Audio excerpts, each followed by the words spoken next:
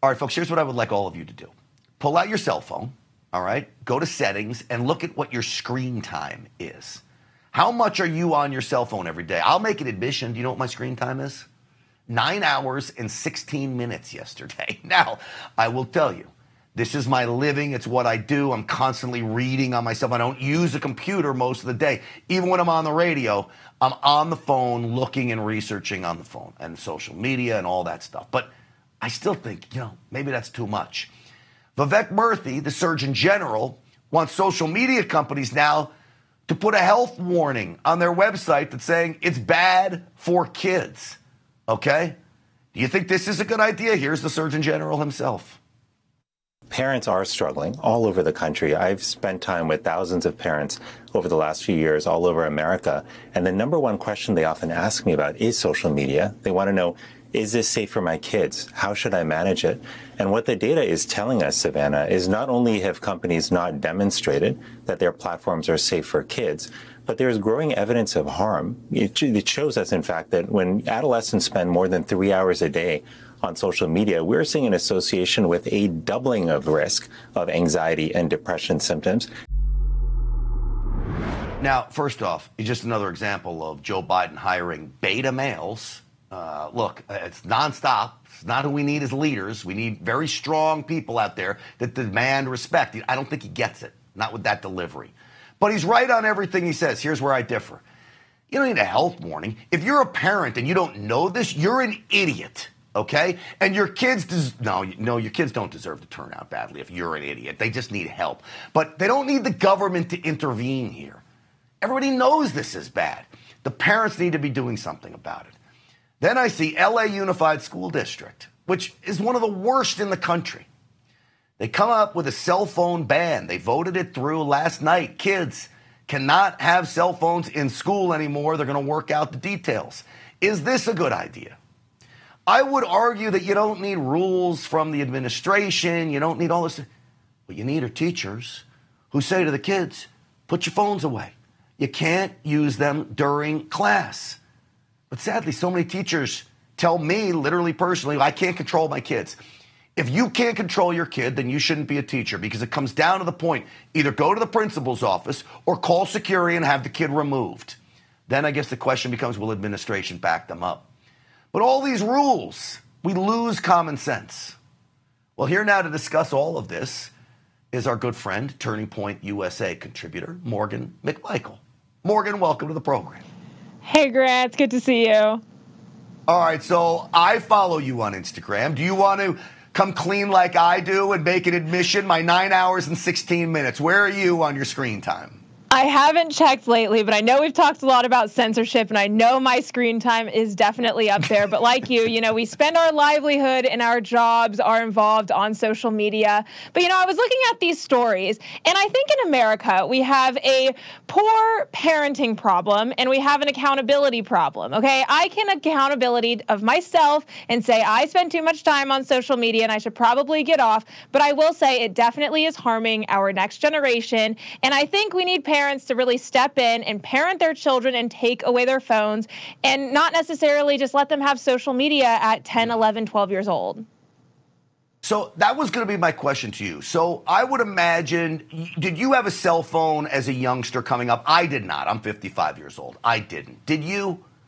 I had a phone at the age of 12, and I got on Instagram in 8th grade. And I will say my parents tried their best to prolong me being outside and not on a phone for as long as possible. But growing up being a Gen Zer and seeing all of my friends have cell phones, it kind of was inevitable. And I do think, though, that social media back then in 2013, 14, and 15 is vastly different than the social media that we're seeing now. I mean, the problem is students are spending hours on their phones instead of paying attention, going outside, being involved in other activities, which is in turn increasing the anxiety and depression and the suicide rates in our country, which is devastating.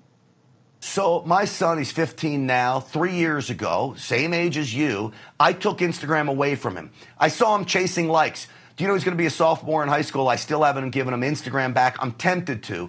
It took me everything to let him have Snapchat. I only gave him that. And the reason I gave him Snapchat was because all of the kids communicate that way. And I said, it isn't fair now for me to have a kid who may be chasing some girls here or there to say, oh, I don't have Snapchat, I can't talk to you. Talk about bullying. Now, at some point, you have to balance this but still be involved. And it seems to me like parents are not involved anymore. Exactly. Parents aren't involved in their children's lives anymore. And I actually congratulate you for keeping him off social media at 15. I feel like that's very hard given the state of our country right now and how much social media consumes our next generation's lives. And here's the thing is, you know, LA Unified School District is saying no more phones in class. I honestly agree with this decision. I don't think that it's the teacher's job to be policing cell phone uses. It's way easier to just have a cell phone bin and say, hey, turn in your phone before class and you'll get it after class. And then kids can actually pay attention. And I'll say in the same breath, I'm not a big fan of public school indoctrination, but I do think maybe this is a step in the right direction of kids not being on their phones and scrolling on TikTok, and maybe they can actually learn something in math class. I think I could probably be talked into the ban at school. You know, parents worry about, well, how do I get in touch with my kid if there's an emergency? And everybody thinks about a school shooting and all of these things. But the likelihood of those versus the benefits of not having your kid on his phone during history class for the next 5 years or whatever it may be probably is pretty big. Dayton, Ohio did this with fabulous results. They say across the board, the performance of kids went up. This is one of the Dayton teachers talking about that. What is going on with the phones in the classroom before this ban went into effect? Constant notifications. Constant notifications. What does that do to learning? It interrupts the whole process. It really does. If now you have to address it, or you need to have an administrative moment in your classroom that could have all been avoided if it didn't even exist. I think what I've heard, and we talked a lot about this on the radio, Morgan, was that the teachers needed backup from the administration. And maybe it is, you know, this is government at work. You need rules for everyone to follow so the process can be played out. Maybe this ends up helping. You talk about notification. I was holding my son's phone, he's 15, during his basketball game. My thigh is literally sore from the vibration all game long of that thing buzzing, and I assume it was his Snapchat. But in the end, Morgan, your advice to parents? My advice to parents is that they need to be more involved in their kids' lives and actually support their children in other activities outside of just being on their phones. And you know what? I think that the schools should be taking away the phones temporarily during the school day because we've just seen such a decline in education, especially post-COVID, of reading and math scores. And I think that our country and our next generation deserve better. So parents, be more involved in your kids' lives and actually know what your schools are teaching them. All right. Morgan McMichael never skirts questions, but next time, Morgan, I'm going to demand you answer the screen time question, all right? You know, I thought about looking at it right now. I think it might be 8 hours. 8 hours. Okay, well, I got you beat by an hour, which is really pathetic. But Morgan McMichael, it's always great having you on the program. Thank you for coming on tonight. Thank you. All right, sounds good. Hey, folks, are colleges failing American men? I think they are. We're going to look at the problem next.